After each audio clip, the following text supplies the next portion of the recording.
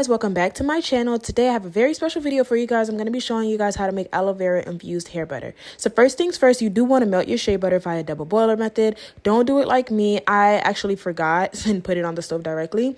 Then I'm going to add in my aloe vera hair oil, which I did post this video. You can find it on my channel, along with my maximum strength hair growth oil, which is from my hair care line.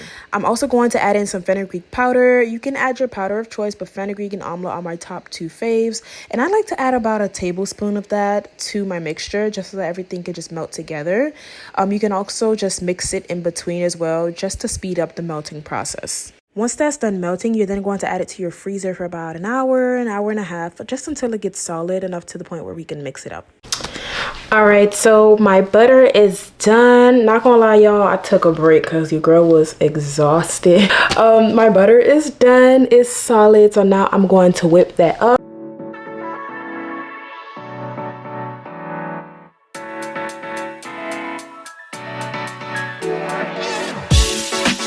So once we get the consistency that we're looking for, we're then going to add in our essential oils. I like to add in peppermint or tea tree. Peppermint is great due to its antioxidant properties and also because of the fact that it stimulates blood circulation in the scalp, promoting hair growth. And then I'm just going to mix that up one more time with my immersion blender.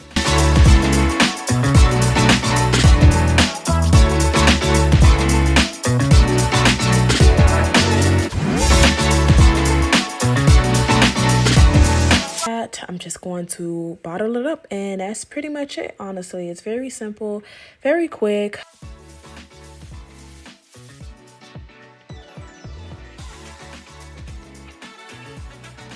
And these are the two products that I made using aloe vera. Hope you enjoyed. Don't forget to like, comment, and subscribe. Okay, bye.